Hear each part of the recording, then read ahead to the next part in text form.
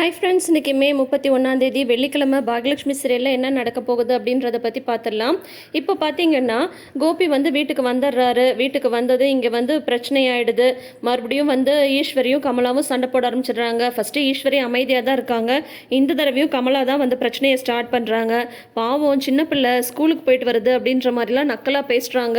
உடனே ஈஸ்வரிக்கு கடுப்பாயிடுது. அவங்களும் வார்த்தைக்கு வார்த்தை பேச ஆரம்பிச்சிடுறாங்க.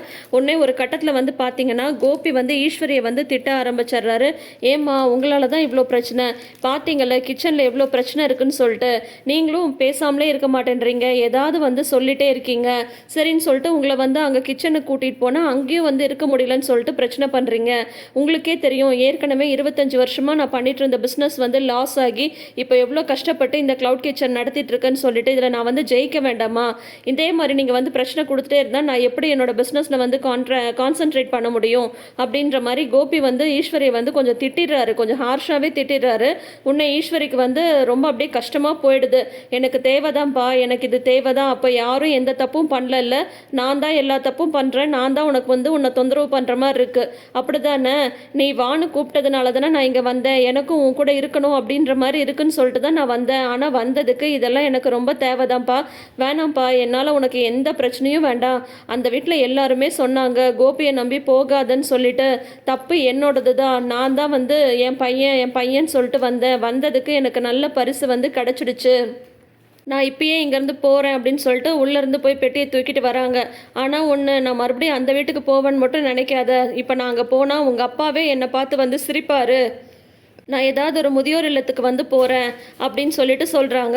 உடனே கோபிக்கு ஐயோ என்னடா இப்படி சொல்கிறாங்க அப்படின்ற மாதிரி ஆயிடுது. ஒத்த பிள்ளையா உன்னை பெற்று வளர்த்து ஆளாக்குனதுக்கு இந்த பேச்செல்லாம் எனக்கு தேவைதான். உனக்கு பிஸ்னஸில் நஷ்டம் வந்தப்போ நான் அவ்வளோ வருத்தப்பட்டேன். ஆனால் இப்போ என்னால் உன் பிஸ்னஸ் நடக்கலைன்னு நீ சொல்கிறல. வேணாம், உனக்கு அந்த நிலைமை வேணாம். நீ உன்னோட வாழ்க்கையை பாரு, சந்தோஷமாக பாரு. நான் இங்கேருந்து போகிறேன், ஏதாவது ஒரு முதியோர் இல்லத்துக்கு போய் இருக்கிறது தான் என் தலையெழுத்துன்னா அதை யாரால் மாற்ற முடியும்? அதனால் நான் அங்கேயே போகிறேன் அப்படின்ற மாதிரி பாட்டி சொல்கிறாங்க. உடனே கோபி வேணாம்மா நீங்கள் அதெல்லாம் போகாதீங்கம்மா, ஏதோ கோபத்தில் பேசிட்டேன் அப்படின்ற மாதிரி சொல்கிறாங்க. இந்த பக்கம் பார்த்தீங்கன்னா ராதிகா ஒன்றும் பதிலே பேசாமல் கோபமாக அப்படியே அப்படின்ற மாதிரி சொல்லிட்டு உள்ளே போயிடுறாங்க. இந்த கமலா பின்னாடி நின்றுட்டு கை தட்டுறாங்க. வேணும் வேணும் அப்படின்ற மாதிரி கை தட்டிட்டு இருக்காங்க. இங்கே பார்த்தீங்கன்னா கோபி கெஞ்சிட்டு இருக்காரு அவங்க அம்மாட்ட. வேணாம்மா போகாதீங்க, நான் ஏதோ தெரியாமல் பேசிட்டேம்மா, நீங்கள் போகக்கூடாதுமா, நீங்கள் என் கூட தான் இருக்கணும், உங்களை ஏதோ நான் இருந்த டென்ஷனில் பேசிட்டேன் அப்படின்ற மாதிரியெல்லாம் சொல்கிறாங்க. அப்போது நான் மட்டும்தான் இங்கே தப்பு பண்ணுற மாதிரி உனக்கு தெரியுதில்ல, மற்றவங்க யாரும் எந்த தப்பு பண்ணல அப்படின்ற மாதிரி சொல்கிறாங்க. கேட்குறம்மா, நான் எல்லாரையும் கேட்குறேன், நீங்கள் முதல்ல உள்ளே வாங்கன்னு சொல்லிட்டு ரூமுக்குள்ளார கூட்டிகிட்டு போயிடுறாங்க. உடனே கிளவி போகும்னு நினச்சா போகலையே அப்படின்ற மாதிரி கமலா ஒரு ரியாக்ஷனை காட்டுறாங்க. அதுக்கப்புறம் பார்த்தீங்கன்னா கோபி தலையில் பெட்ஷீட்டை போட்டு உக்காந்துட்டு இருக்காங்க. என்னடா விதி அப்படின்ற மாதிரி உட்காந்துட்டு இருக்காங்க. அப்போ ராதிகா பிளாக் காஃபியோட வராங்க. காஃபி சாப்பிட்றீங்களா கோபி அப்படின்ற மாதிரி சொல்கிறாங்க. என்னது இது, இந்நேரத்துக்கு நான் கேட்காமலே காஃபி கொண்டு வந்திருக்கேன் அப்படின்ற மாதிரி சொல்கிறாங்க. இல்லை, நீங்கள் ஏதோ டென்ஷனாக இருக்கீங்க அதனால தான் அப்படின்ற மாதிரி சொல்கிறாங்க. என்ன பண்ணுறது ராதிகா, பார்த்தல்ல அம்மா என் கூட இருக்கணும் அப்படின்றதுனால நான் கூட்டிகிட்டு வந்தேன். ஆனால் இப்போ எவ்வளோ பிரச்சனை வருது. அது இல்லாமல் கிச்சனில் வர பிரச்சனையாக இருக்குது. எனக்கு என்ன சமாளிக்கிறதுனே தெரியல. நீயும் கொஞ்சமாவது அட்ஜஸ்ட் பண்ணிக்கணும். நீ அதுவும் பண்ண மாட்டேன்ற. எல்லாத்துக்கும் மேலே உங்கள் அம்மா எங்கடா பிரச்சனை பண்ணலான்னே பார்த்துட்ருக்காங்க. இப்படி இருந்தால் ஒரு மனுஷன் என்ன தான் பண்ண முடியும் அப்படின்ற மாதிரி சொல்கிறாங்க. இல்லை, கஷ்டமாக இருக்குல்ல உங்களுக்கு, இது எல்லாத்துக்கும் ஒரே ஒரு தீர்வு தான் அப்படின்ற மாதிரி ராதிகா சொல்கிறாங்க. என்ன தீர்வு அப்படின்றாங்க.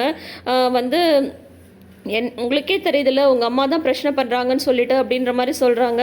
அது ஒன்றும் இல்லை, அவங்களுக்கு அந்த வீட்டில் அவங்க வச்சது தான் சட்டம். அவங்க டாமினேட் பண்ணியே அவங்க பழகிட்டாங்க. அவங்களால அடுத்தவங்க சொல்கிறத ஏற்றுக்கிற மாதிரிலாம் அவங்க கிடையாது. அவங்க சொல்கிறத அந்த வீட்டில் எல்லாரும் கேட்டுப்பாங்க அப்படின்ற மாதிரி சொல்கிறாங்க கோபி. உடனே ராதிகா சொல்கிறாங்க, கரெக்டு, நீங்கள் சொல்கிறது கரெக்டு தான். உங்கள் அம்மாவுக்கு டாமினேட்டிங்காக இருந்தே பழகிடுச்சு. ஆனால் அதுக்கு இது இடம் கிடையாது. இங்கே இருக்கிறவங்களும் அதுக்கு உண்டான ஆளுங்க கிடையாது. உங்கள் அம்மா சொல்கிற அதெல்லாம் கேட்கணும் அப்படின்ற அவசியம்லாம் இங்கே இருக்கிறவங்களுக்கு கிடையாது. இது எல்லாத்துக்கும் ஒரே வழி என்னன்னா, நீங்கள் கொண்டு போய் இவங்கள அங்கேயே விட்டுட்டு வந்துடுங்க, அந்த வீட்லேயே விட்டு வந்துடுங்க அப்படின்ற மாதிரி ராதிகா சொல்கிறாங்க. அதானே பார்த்தேன், என்னடா கேட்காமலே இந்நேரத்துக்கு காஃபி கொண்டு வந்திருக்கேன்னு பார்த்தேன், இதுக்காக தான் காஃபி கொண்டு வந்தியா அப்படின்னு சொல்கிறாங்க. ராதிகா பதிலே பேசாமல் இருக்காங்க. ஏன் உனக்கு உங்கள் அம்மா முக்கியம், எனக்கு எங்கள் அம்மா முக்கியம் இல்லையா?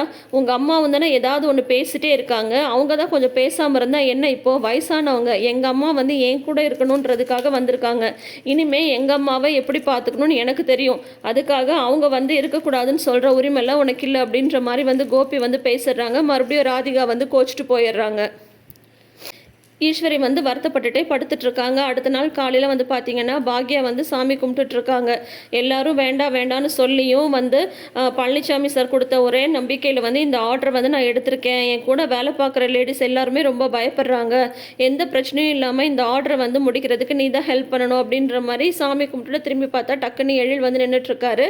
அம்மா நீ ஒன்றும் பயப்படாதம்மா, நான் வந்து உன் கூட வரேன் அப்படின்ற மாதிரி சொல்கிறாங்க. சரி நீ என் கூட வந்துட்டா ஸ்கிரிப்டை வந்து யார் எழுதுறது அப்படின்றாங்க. நான் அங்கே வந்து பார்த்துட்டு மத்தியானம் ஃபுட் ஆர்டர்லாம் முடிஞ்சதுக்கப்புறம் நான் இங்கே வந்து ஸ்கிரிப்ட் எழுதுறேன் அப்படின்றாங்க. அதெல்லாம் ஒன்றும் தேவையில்லை. நீ வந்து உன்னோட ஸ்கிரிப்ட் வேலையை நல்லா பாரு, நல்லா ஸ்கிரிப்ட் எடுத்து நல்லா படம் வந்து எடுத்து அந்த படம் நல்லா ஹிட் ஆகி நான் ஜம்முன்னு வீட்டில் வந்து உட்காந்து ரெஸ்ட் எடுக்க வேண்டாமா? நீ வந்து என் கூட வரேன்னு சொல்லிட்டு இருக்க. அதெல்லாம் ஒன்றும் வேண்டாம்.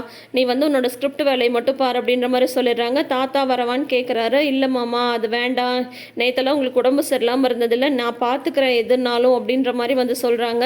எப்போயும் யார் வந்து ஹோட்டலுக்கு போகிறாங்களோ அவங்க மட்டும் போனால் போதும், மற்றவங்களாம் அவங்கவுங்க வேலையை பாருங்கள், ஒன்றும் பிரச்சனை இல்லை, எதுவும் பயப்படுற மாதிரிலாம் எதுவும் நடக்காது அப்படின்ற மாதிரி சொல்கிறாங்க. அமிர்தா வந்து சொல்கிறாங்க. ஆனால் அங்கே இருக்கிறவங்க தான் ரொம்ப பயப்படுறாங்க, செல்வி அக்காலாம் பயத்தோட உச்சியிலேயே இருக்காங்க அப்படின்னதும் உடனே ஜெனி வந்து சொல்கிறாங்க. செல்வி அக்காவுக்கு அவங்க ஹஸ்பண்ட் வந்து குடிச்சு அவர் என்னென்னலாம் பண்ணுவார் அப்படின்றது நல்லாவே தெரியும், அதனால் வந்து அவங்க அவ்வளோ பயப்படுறாங்க அப்படின்ற மாதிரி வந்து சொல்கிறாங்க ஜெனி. அதுவும் நியாயம்தான் அப்படின்ற மாதிரி சொல்கிறாங்க அமிர்தா. அதுக்கப்புறம் வந்து பார்த்திங்கன்னா அமிர்தாவுக்கு வந்து சில வேலைலாம் சொல்கிறாங்க பாக்யா. அப்போ ஜெனியோட முகமே மாறி போயிடுது. அந்த மாதிரி கரண்ட் பில் ரீடிங் வருவாங்க, அதை என்ன ஏதுன்னு பாரு அப்படின்ற மாதிரிலாம் உடனே வந்து பாக்யா வந்து ஜெனியை கவனிச்சிடுறாங்க. அவங்க முகமே மாறி போனதை பார்த்துட்டு அவங்களுக்கும் ஒன்று ரெண்டு வேலை சொல்கிறாங்க. ஏதோ சொல்லணுன்றதுக்காக சொல்கிறீங்க இல்லாண்டி அப்படின்ற மாதிரி ஜெனி வந்து கேட்குறாங்க. அப்படியெல்லாம் கிடையாது ஜெனி, நான் இது எல்லாமே வந்து நீ இதை செஞ்சாவே போதும், வேறெல்லாம் ஒன்றும் பெருசாலாம் வேலைலாம் எதுவும் இல்லை அப்படின்ற மாதிரி வந்து சொல்கிறாங்க. சரி ஆண்டி நீங்கள் சொன்ன வேலையெல்லாம் நான் செஞ்சு வச்சிடறேன் அப்படின்ற மாதிரி ஜெனியுமே சொல்லிடுறாங்க. அதுக்கப்புறம் பார்த்தீங்கன்னா பாக்யா வந்து சரி நான் போயிட்டு என்ன ஏதுன்னு சொல்லிட்டு அதுக்கப்புறம் கால் பண்ணுறேன் அப்படின்ற மாதிரி சொல்லிட்டு ஆர்டர் முடிக்கிறதுக்காக கிளம்பி போகிறாங்க. தாத்தா வந்து சொல்கிறாங்க எப்படியாவது வாழ்க்கையில் முன்னேறணுன்றதுக்காகவே கிடைக்கிற ஆர்டர்லாம் செஞ்சுட்டு இவ்வளோ கஷ்டப்பட்டுட்டு இருக்கா, அவளுக்கு எல்லாமே நல்லதாகவே நடக்கணும் அப்படின்ற மாதிரி தாத்தாவுமே சொல்கிறாங்க. வீட்டில் இருக்கிறவங்களும் எல்லாருமே ஆமாம் அப்படின்ற மாதிரி வந்து சொல்கிறாங்க. இப்போ வந்து பார்த்திங்கன்னா இங்கே வந்து கோபி வந்து காலையில் வாக்கிங் போயிட்டு வராரு. பாட்டி வந்து ரூமை விட்டு வெளியே வரவே இல்லை. இங்கே வந்து ஹாலில் ராதிகா மையும் அப்புறம் கமலா 3 பேரும் மட்டும் உட்காந்து பேசிட்டு இருக்காங்க. கோபி வந்தது ராதிகா வந்து காஃபி போடவா அப்படின்ற மாதிரி கேட்குறாங்க. கோபி வந்து எதுவுமே பேசுகிறதே இல்லை. மையூட்ட மட்டும் பேசுகிறாங்க. மையோக்கு மட்டும் குட் மார்னிங் சொல்லிவிட்டு உள்ளே போய் அவங்க அம்மாவை பார்க்க போகிறாங்க. பார்த்துட்டு அம்மா நான் உங்களுக்கு காஃபி போட்டு வரவா அப்படின்ற மாதிரி வந்து கேட்குறாங்க. அதுக்கு வந்து பாட்டி வந்து வேணாம் அப்படின்னு சொல்கிறாங்க. ஏமா வேணான்னு சொல்கிறீங்க, நான் போய் போட்டு எடுத்துகிட்டு வரேன் அப்படின்ற மாதிரி வந்து சொல்கிறாங்க. கோபி வந்து கிச்சனுக்கு போனதும் ராதிகா வந்து வராங்க. நான் காஃபி போட்டு தரேன் அப்படின்றாங்க. அதெல்லாம் ஒன்றும் தேவையில்லை, நானே போட்டுக்கிறேன் அப்படின்ற மாதிரி வந்து சொல்கிறாங்க. உடனே பார்த்தீங்கன்னா ராதிகா அதுக்கும் வந்து முறுக்கிக்கிறாங்க. அதுக்கப்புறம் காஃபி போட்டு வந்து இங்கே ஈஸ்வரி ரூமுக்கு வந்து கோபி வந்து வராரு. வந்துட்டு குடிங்கம்மா அப்படின்றாங்க. நான் தான் வேணான்னு சொன்னல அப்படின்றாங்க. ஏமா நீங்களும் வந்து என்னை வந்து புரிஞ்சுக்க மாட்டேன்றீங்க அப்படின்னதும் நீ தான்டா என்னை வந்து புரிஞ்சிக்கல, நான் தான் ஏதோ வந்து பிரச்சனை பண்ணுற மாதிரி நீயும் நினச்சிட்டல்ல. இந்த வீட்டில் வந்து யாருமே எனக்கு என்ன வேணும் ஏது வேணும்னு கேட்குறதே இல்லை. அப்படி இருக்கும்போது கூட நான் வந்து பேசாமல் தான் இருக்கேன். உனக்காக மட்டும்தான் நான் வந்து இங்கே வந்ததுக்கு நல்லா நான் வந்து அனுபவிச்சிட்டேன். உனக்கு ஒரு பிரச்சனை அப்படின்னு சொல்லிட்டு வந்தப்போ நான் என்னோட நகை எல்லாத்தையும் எடுத்து கொடுத்தேன். எதுக்கு? நீ வந்து கௌரவமாக இருக்கணும் அப்படின்றதுக்காக. ஆனால் நீ என்னன்னா என்னால் தான் உன் பிஸ்னஸில் வந்து பிரச்சனை வருதுன்ற மாதிரி நீ சொல்லிட்டல. எனக்கு மட்டும் என்ன ஆசையா நீ கஷ்டப்படணும்னு சொல்லிட்டு நீ பழையபடி கம்பீரமாக இருக்கணும்னு தானே நான் வந்து ஆசைப்பட்றேன் அப்படின்ற மாதிரிலாம் ஈஸ்வரி வந்து சொல்கிறாங்க.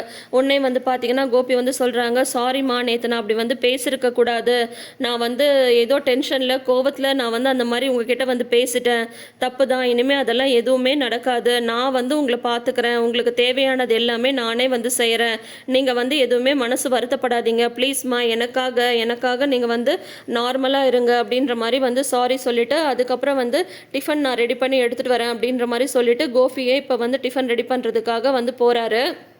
கோபியும் ஈஸ்வரியும் உள்ளே பேசிக்கிறது எல்லாத்துக்கும் வெளியில் இருந்துட்டு அந்த கமலா வந்து ரன்னிங் கமெண்ட்ரி மாதிரி அவங்க வந்து கொடுத்துட்ருக்காங்க. அப்புறம் கோபி ரூமை விட்டு வெளியே வந்ததுமே உடனே ராதிகா வந்து மறுபடியும் முறுக்கிட்டு அவங்க வந்து உள்ளே போயிடுறாங்க. அப்போ உடனே பார்த்தீங்கன்னா கமலா வந்து சொல்கிறாங்க, அதோ பாருங்க மாப்பிள்ள, கர்ப்பமாக இருக்கிற பொண்ணை இந்த மாதிரிலாம் கஷ்டப்படுத்தாதீங்க அப்படின்ற மாதிரி சொல்ல வராங்க. உடனே கோபி வந்து சொல்கிறாங்க, போதும் அத்தை போதும், நீங்கள் நிமிஷத்துக்கு ஒரு தடவை எனக்கு வந்து அட்வைஸ் பண்ணணும் அப்படின்றதெல்லாம் ஒன்றும் கிடையாது. உங்கள் பொண்ணு வந்து இப்போ உண்டா இருக்கான்னா அது காரணமே நான் தான். அப்போ அவளை எப்படி பார்த்துக்கணுன்றது எனக்கு வந்து தெரியும். நீங்கள் வந்து நிமிஷத்துக்கு நிமிஷம் அட்வைஸ் பண்ணிவிட்டு ஒன்றும் எங்கள் வீட்டில் வந்து பிரச்சனை பண்ணணும்லாம் ஒன்றும் இல்லை, நீங்கள் கொஞ்சம் பேசாமல் இருந்தாவே பிரச்சனை இல்லாமல் இருக்கும் அப்படின்ற மாதிரி வந்து கோபி வந்து சொல்லிடுறாரு. உடனே வந்து கமலாவும் கோச்சிட்டு அவங்க வந்து உள்ளே போயிடுறாங்க. இந்த மாதிரி இப்போ வந்து ரெண்டு பக்கமும் மாட்டிட்டு முழிச்சிட்ருக்காரு கோபி. அதே சமயம் அங்கே வந்து பார்த்தீங்கன்னா பாக்யா வந்து ஆர்டர் கம்ப்ளீட் பண்ணுறதுக்காக போயிருக்காங்க பார் ஓப்பனிங்க்கு.